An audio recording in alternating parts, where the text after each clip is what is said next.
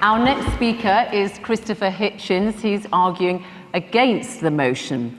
He is a writer, journalist, and commentator, particularly well known for his trenchant and views and very original thinking. So, Christopher Hitchens, let us hear what you have to say. Your time starts now. Please make your way to the podium.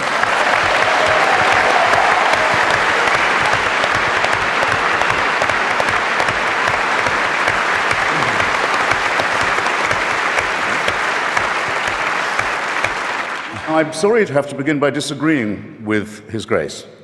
If you're going to be a serious grown-up person and appear to defend the Catholic Church in public in front of an educated and literate audience, you simply have to start by making a great number of heartfelt apologies and requests for contrition and forgiveness. Now, you might ask, you're fully entitled to ask, brothers and sisters, who am I to say that? Well, in the Jubilee Millennium Year of 2000, the Vatican spokesman, Bishop Piero Marini, said, explaining a whole sermon of apology given by His Holiness the Pope, given the number of sins we've committed in the course of 20 centuries, reference to them must necessarily be rather summary. Well, I think Bishop Marini had that just about right. I'll have to be summary too. His Holiness on that occasion, it was March the 12th, 2000, if you wish to look it up, begged forgiveness for, among some other things, the Crusades, the Inquisition, the persecution of the Jewish people, injustice towards women, that's half the human race right there, and the forced conversion of indigenous peoples, especially in South America, the African slave trade, the admission that Galileo was right, and for silence during Hitler's final solution, or Shoah. And it doesn't end there. There are smaller but significant, equally significant, avowals of a very bad conscience. These have included regret for the rape and the torture of orphans and other children in church-run schools in almost every country on earth, from Ireland to Australia. These are very serious matters, and they're not to be laughed off by references to the occasional work of Catholic charities. But I draw your attention not just to the apologies, ladies and gentlemen, but to the evasive and euphemistic form that they take.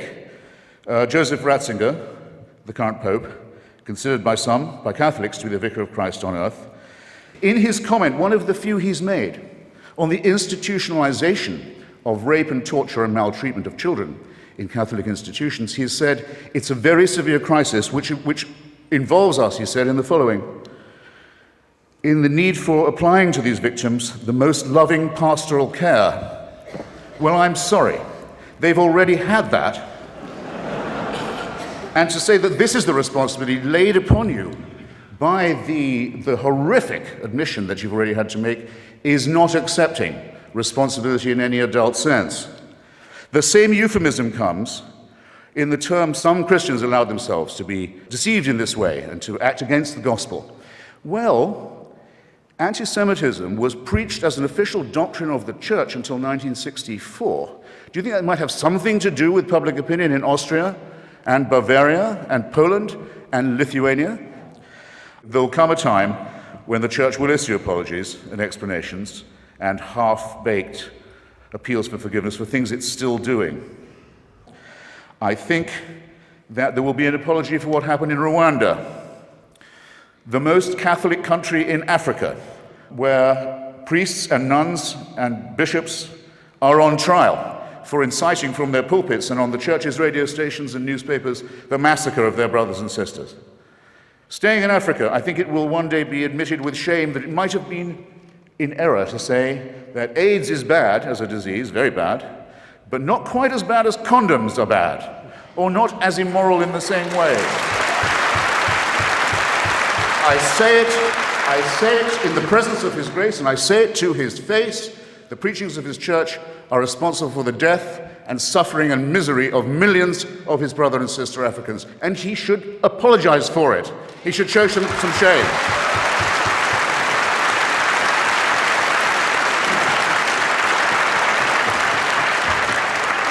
For condemning my friend Stephen Fry for his nature, for saying you couldn't be a member of our church. You're born in sin.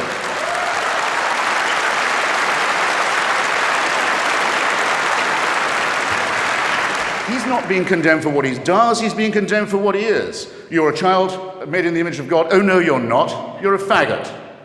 And you can't join your church and you can't go to heaven.